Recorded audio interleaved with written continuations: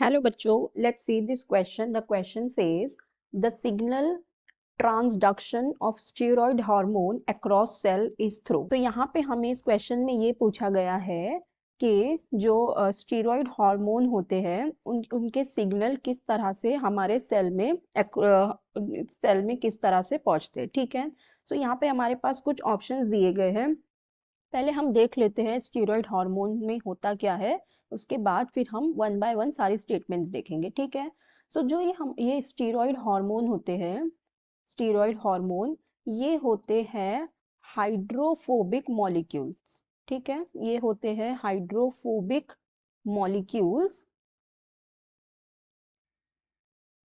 ये जो डिफ्यूज हो जाते हैं, जो क्या करते हैं, हाइड्रोफोबिक होने की वजह से they diffuse freely into the all cell, सारे सेल्स में क्या हो जाते हैं, डिफ्यूज हो जाते हैं, because they are hydrophobic molecules.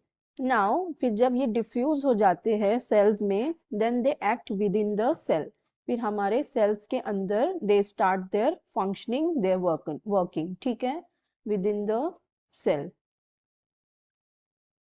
Now जब ये सेल के अंदर एंटर कर जाते हैं, देन फिर क्या होता है, enter into the cytoplasm of the target cell. क्या करते हैं ये, फिर एंटर करते हैं, एंटर इनटू द साइटोप्लाज्म,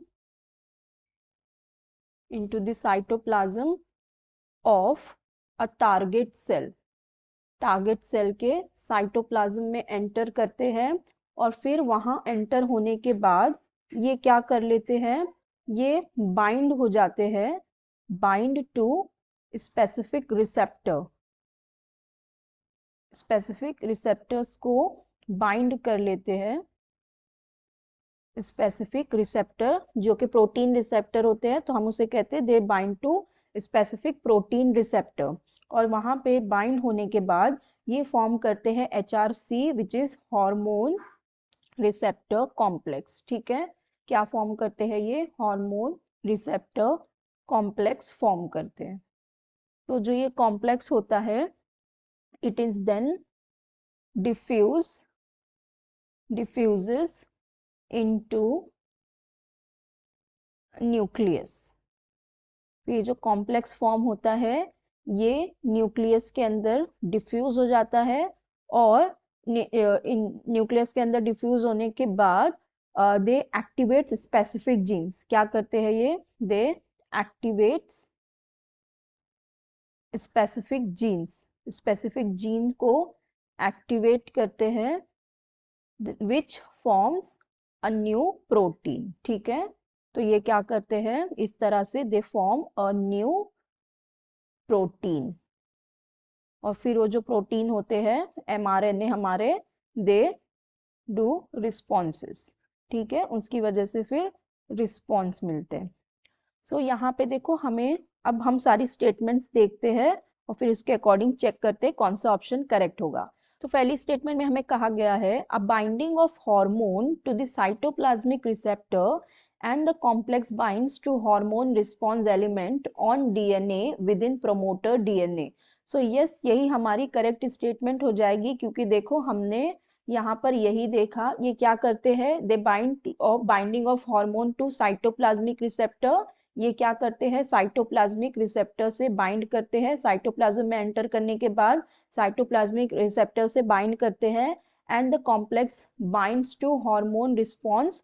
फिर ये क्या करते हैं, हार्मोन रिसेप्टर कॉम्प्लेक्स फॉर्म करने के बाद ये क्या करते हैं, दे रिस्पॉन्स एलिमेंट ऑन DNA।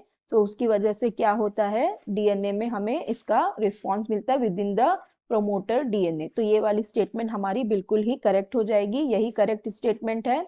बाकी स्टेटमेंट को अगर चेक करें तो इसमें दिया है binding of hormone to transmembrane receptor which initiates the production of second messenger that activates enzyme which further activates transcription factors। so देखो, ये जो सेकेंड मैसेंजर होते हैं, ये हमारे स्टेरॉइड हार्मोन में नहीं होते, ये कहाँ होते हैं, ये होते हैं प्रोटीन हार्मोन में। ठीक है, ये स्टेरॉइड हार्मोन में नहीं होते, तो ये वाली स्टेटमेंट हमारी रॉन्ग हो जाएगी। binding of hormone to the transmembrane receptor which diffuses inside the cell cytoplasm and then activates the enzyme necessary to the activation of transcription factors। तो देखो ये भी रॉन्ग हो जाएगी क्योंकि इसमें ये कह रहा है कि जो बाइंडिंग ऑफ हार्मोन है to the transmembrane receptor which diffuse inside the cell cytoplasm and then activates the enzyme necessary for the activation of transcription factor. तो नहीं, ऐसा नहीं होता है, binding of hormone to the transmembrane receptor नहीं होता। यहाँ पे देखो ये इस तरह से होता है जो हमने देखा, तो ये स्टेटमेंट भी रॉन्ग हो जाएगी। फिर डी में दिया हुआ है binding of hormone to the cytoplasmic receptor that initiates the production of second messenger which activates enzyme that further activates transcription factors। तो देखो यहाँ भी आ गया हम सेकंड मैसेंजर आ गया जो कि अगेन कहाँ होता है, प्रोटीन हार्मोन में होता है, स्टेरॉइड में नहीं होता। तो ये स्टेटमेंट भी रॉन्ग हो जाएगी, तो हमें करेक्ट बताना था, तो हमारा करेक्ट ऑप्शन हो जाएगा option A. So I hope you understood it well. Best of luck, thank you.